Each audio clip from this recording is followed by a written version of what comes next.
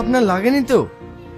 না বাবা, আপনি এই বয়সে একা এখানে কি করছেন? আমি একটু ডাক্তার চেকআপে এসেছিলাম। আপনি একা এসেছেন? আপনার সঙ্গে কেউ আসেনি? হ্যাঁ, আমার সঙ্গে আমার নাতনি এসেছে। ও একটু ওষুধের দোকানে গিয়েছে। দাদু, কি হয়েছে তোমার? আপনার দাদু একা রাস্তা পার হচ্ছিল, আর একটু হলে অ্যাক্সিডেন্ট হতো। বয়স্ক মানুষকে একা কেউ এইভাবে ছাড়ে? আমি একটু মেডিসিনের দোকানে গিয়েছিলাম।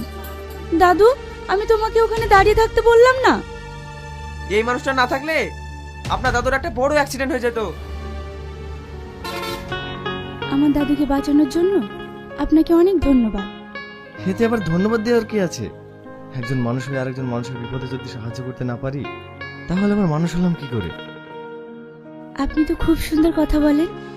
আপনার মতো চিন্তা ভাবনা যদি সবার মধ্যে থাকতো, তাহলে আমাদের সমাজটাই পরিবর্তন হয়ে যেত। আপনি এখানে কোনো কাজে এসেছেন নাকি?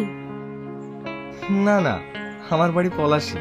আমি এখানে বিএম কলেজে ভর্তি হয়েছি। আমার এক বন্ধু আসার কথা, আমি ওর জন্যই অপেক্ষা করছি। তাই? আমিও তো ওই কলেজেই পড়ি। তাই নাকি? হ্যাঁ, ঠিক আছে, তাহলে আমাদের কলেজেই দেখা হবে। চলো দাদু।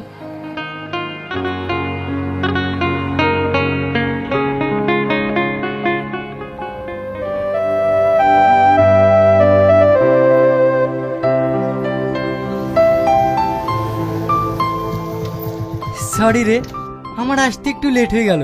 চাপ।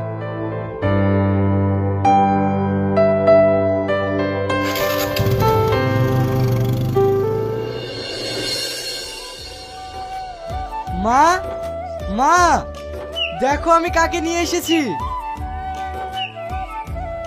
তুমি রাজ না? হ্যাঁ আন্টি। তোমার নাম আমি রাজুর মুখে অনেক শুনেছি। তুমি বলে আমাদের বাড়ি আসতে লজ্জা পাচ্ছিলে? না মানে, এখানে লজ্জা পাওয়ার কিছু নেই। তুমি এটা তোমার নিজের বাড়ি ভাবতে পারো। আবার এখান থেকে তোমার কলেজটাও কাছে। দুই বন্ধু একসাথে আসা যাওয়া করবে। এসো মধু, ঘরে এসো।